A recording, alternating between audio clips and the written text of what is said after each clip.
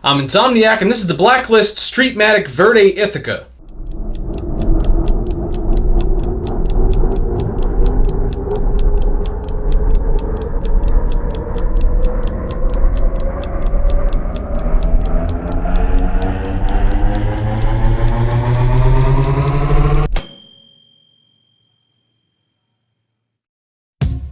Who are you? Insomniac.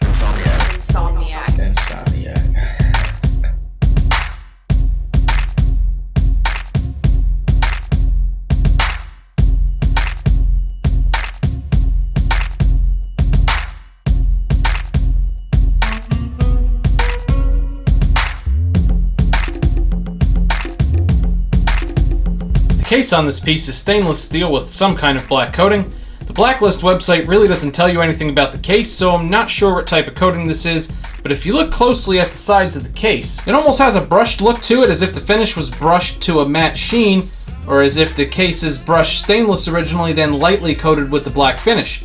Either way, it looks pretty good. The shape of the case is nothing special really, but it has fairly good dimensions, and you have a kind of Daytona-esque bezel there. The diameter's large, but it's relatively slim in terms of height, and the lugs are a good standard length, which makes it pretty wearable on my 7-inch wrist. Case back is a brushed stainless steel, screw-down type with the brand and series engraved in the center, then various information about the watch engraved around the outer portion. The bezel on this watch is pretty nice. It has the tachymeter scale for the chronograph lightly engraved into it, with white filling added to contrast the brushed stainless steel black background.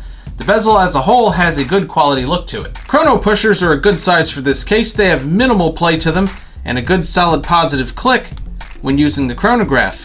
The crown on this piece is the right size for this case and has a good aesthetic to match the watch. It's a screw down type with pretty good knurling grip, and the Blacklist B logo deeply embossed into the face of the crown. Overall, it comes across as a good quality case. The first thing you have to consider with this dial is whether or not you like bright neon green.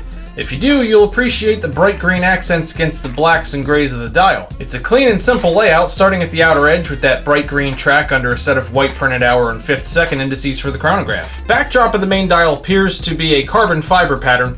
Now the website doesn't specify as to whether or not it's actually carbon fiber, but upon closer inspection I'd say it's fake. Don't take that as a negative though necessarily. One thing I really like about that pattern, authentic or not, is the 3D look to the pattern. Not only does it give a cool depth to the dial, but it adds great contrast to the basic flat finished indices and text and subdials, which almost make it all look like those things are floating on top of the carbon fiber-esque backdrop. You have applied indices for the hour markers, including a 12 numeral and a 6 numeral, done in a cool font that works well with this piece. You have a minutes subdial at the 9 o'clock for the chronograph, and at the 3 o'clock you have a 24-hour dial, which comes in handy for showing you whether you're in the AM or PM hours. Under the 12 you have the Blacklist B, then Blacklist and Streetmatic, and just a simple text above the 6 that says chronograph. Last we have the hands. The minute and hour hands are a simple, almost sword-shaped set with flat tips. The large second hand for the chronograph is a long stick style with a sharp tip and a broad counterbalance, and the small hands on the subdials are little sword-shaped hands. The best part about these hands is the length. They're perfect. The minute hand reaches all the way out to the minute track, the second hand for the chronograph reaches almost to the absolute edge of the dial, and the subdial hands reach the printed indices on their dials as well. My only complaint here is the lack of consistency with the finishing of the hands.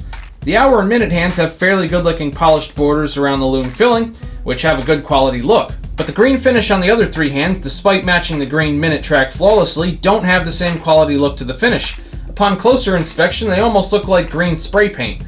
They have this artificial gloss to them that makes them look almost plastic. Minus the green finish on the hands though, again, depending on whether or not you can stomach that green, I think it's a well executed dial.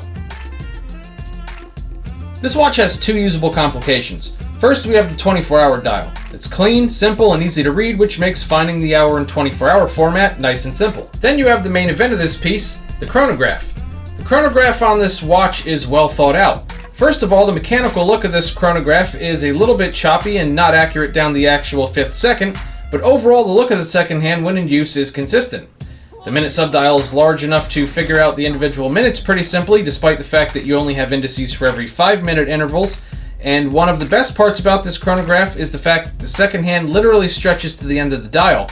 So it makes the tachymeter scale out on the bezel a usable scale rather than just a decoration. Oh, and one great touch with this chronograph, it's a flyback chronograph, which means that the minute and second hands spring back to their original starting points immediately when you reset the chronograph, as opposed to most chronographs where you have to wait for them to sweep back into position. Very cool.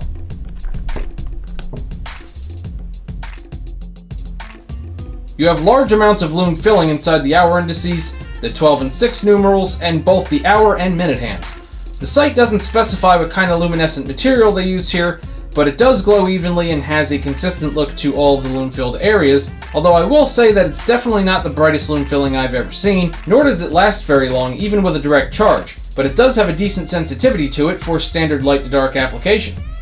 Time at a glance on this piece is very good. Because of the large Lume fillings on the hour and minute hands, you have great contrast with the mostly black dial, and although the ends of those hands are flat rather than pointed, their perfect lengths bring the minute hand all the way out over the minute track, so it's very easy to find the exact time at a quick glance. Accuracy with this piece is what you'd expect from a decent quartz, or in this case, Meca-Quartz movement. In the time I've had it, it hasn't needed any adjustments and it runs on time perfectly. The bracelet on this watch is pretty good. It's a standard 3-link design, and in terms of finish, it matches the case 100% with the same brushed stainless look under the matte black coating. It's the right width for this watch and has a good thickness to it as well. The clasp is a double locking deployant clasp with the Blacklist B pretty well engraved into it. So you get that back there on screen. There we go. It holds solid and has a confident feel to the lock when putting it on. The only thing I don't love about the bracelet is the tolerances between the individual links. They have more lateral play to them than I'd like, which is the one thing with this bracelet that feels a bit cheap. Otherwise, it looks and feels the part with this watch. Value for this piece is a tricky one for me, because overall I will admit this is pretty well built, it works well, and the design was pretty well thought out. The problem is, as of the time of this review, the only site I could find it for sale on is Blacklist's own website, which means you're paying their MSRP, or at least their asking price, which is basically their suggested retail price. And they have it listed there for $399, $400. Now $399 isn't generally a lot of money for a well-built flyback chronograph, but when you consider the fact that you can find a lot of chronographs from bigger and better known brands, and consider that in the $400 price range you can get mechanical chronographs, as opposed to this, which isn't fully quartz. For those of you who don't know what Meca-Quartz is, it's basically like a quartz and mechanical hybrid. It's almost like a battery-powered mechanical movement, but that's a whole separate video. Point is, though, it's not fully mechanical and it will need battery changes, so at the end of the day, I mean, it's basically quartz. What I'm saying is that $399 really isn't bad, but there is a lot of solid competition at that price. Where I honestly think the value lies in this piece is in your own personal preference. If you're not shopping brand, but instead you're looking at build quality and aesthetics, it's well finished, feels solid, and works great. And actually, if you're attracted to the black and green combination, specifically like this model, there really aren't a lot of other models to choose from in terms of flyback chronographs that are black with bright lime green highlights. I can't think of any offhand anyway. And I don't mean that sarcastically. If this is a combo you like, it kind of has that almost like Lamborghini or some kind of other exotic sports car accent type of theme to it. If that's something that you like, then there really aren't many other watches to even choose from. So if you love the aesthetic, you love this color combination, etc., the watch is very well built and does what it needs to do, and $399 is not bad. If you're just looking for an affordable chronograph, then $399 is a bit steep for a watch that not too many people have ever heard of. Well, a big shout out to Jim for lending this watch for review.